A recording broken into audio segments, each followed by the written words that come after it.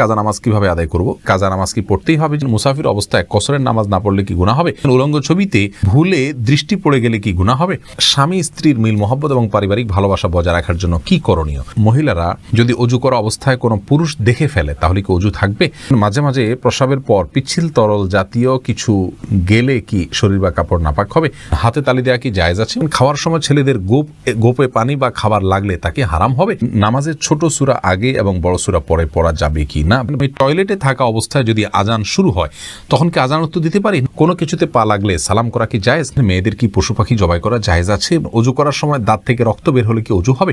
মেয়েরা পর্দা না করলে মা বাবার কবরে কি আযাব হবে? কেমন করে বুঝবো আল্লাহ আমার গুনাহগুলি মাফ করেছেন?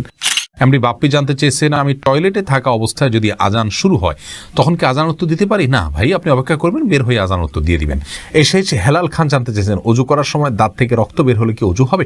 দাঁত থেকে যদি রক্ত বেশি বের হয়ে যায়, বের হতে থাকে, যার ফলে আপনার থুতু লাল হয়ে যায় এবং লালচে ভাব বেশি থাকে থুতুর মধ্যে, তাহলে সেক্ষেত্রে আপনার অজু হবে না। আর যদি লালচে ভাব কম থাকে, হালকা হলুদ হয়, তাহলে সেক্ষেত্রে অজু হয়ে যাবে। শাহিদা খাতুন জানতে চেয়েছেন, কেমন করে বুঝবো আল্লাহ আমার গুনাহগুলি মাফ করেছেন?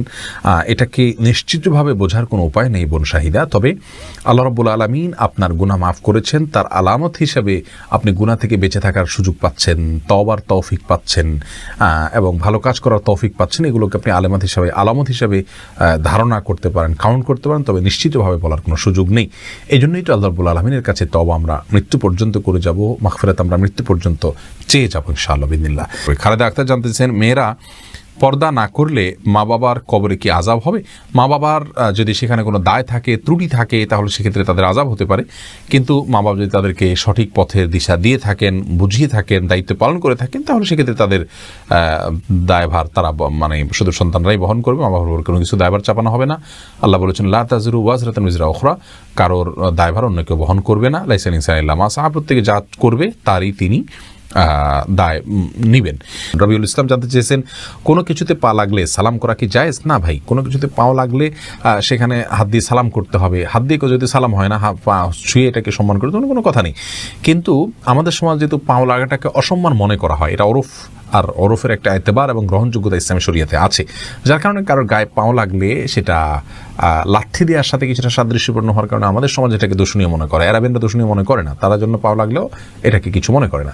তো আমাদের সমাজে যদি দূষণীয় মনে করা হয়, সেহেতু যার কাছে যার গায়ে পাও লেগেছে তাকে যদি আপনি একটু টাচ করে আপনি আসলে পাও লাগাতে চাননি, হাত লাগাতে চেয়েছেন অথবা অশ্রদ্ধা করতে চান, এটা বোঝাতে চান, তাহলে সেটা ঠিক আছে, এটাতে দোষের কিছু নেই। তবে এর মানে এই নয় যে তাকে আপনি সালাম দিবেন।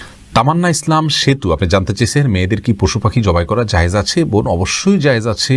মুরগি, হাঁস, এই জাতীয় পশু পাখি, গরু, এগুলো জবাই করার ক্ষেত্রে অনেক উদাহরণ আমাদের সমাজে আছে। যেমন ভাই বোন দুজন মিলে একসাথে গরু জবাই করতে পারবেন না শেয়ারে। তারপরে আপনার মেয়েরা গরু বা ছাগল বা কোনো পশু জবাই করতে পারবেন না। গোসল ফরজ অবস্থায় গরু ছাগল জবাই করা যাবে না। স্বামী স্ত্রী একজন ধরবেন, একজন জবাই করবেন, এভাবে করা যাবে না। এরকম নানাবিধ কথা আমাদের সমাজে প্রচলিত আছে। এগুলো সবগুলো ভ্রান্ত ধারণা।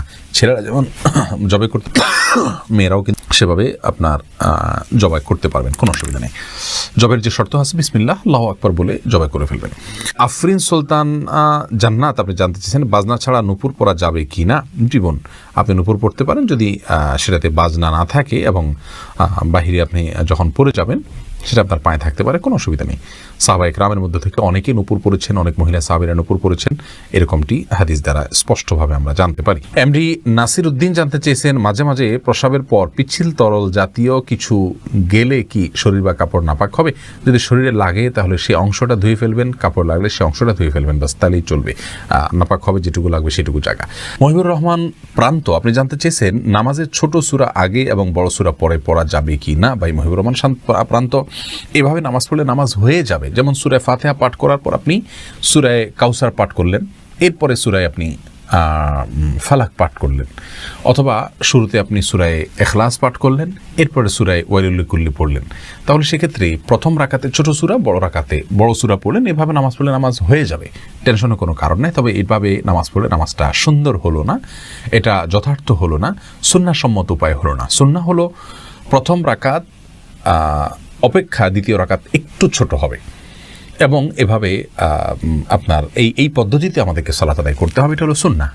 এটার ব্যত্যয় করলে নামাজ হয়ে যাবে, বাট ইচ্ছাকৃতভাবে এরকম ব্যত্যয় করা উচিত নয়। রাসূল করিম সাল্লাল্লাহু আলাইহি ওয়াসাল্লাম বিভিন্ন হাদিস থেকে দ্বারা বর্ণিত হয়েছে যে তিনি সালাতের প্রথম রাকাতের কেরাত যতটুকু দীর্ঘ করতেন, তৃতীয় রাকাতের কেরাতকে তার চাইতে একটু কম দীর্ঘ করতেন। অতএব সেটা মেনে আমাদের সালাত আদায় করতে পারলে ভালো এবং সুন্নাহসম্মত হবে ইনশাআল্লাহ বিইذনিল্লাহ।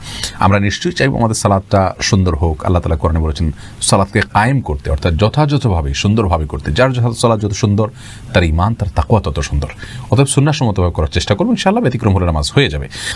আব্দুল মোমিন জানতে চেয়েছেন, মহিলারা যদি অজু করা অবস্থায় কোনো পুরুষ দেখে ফেলে তাহলে কি অজু থাকবে?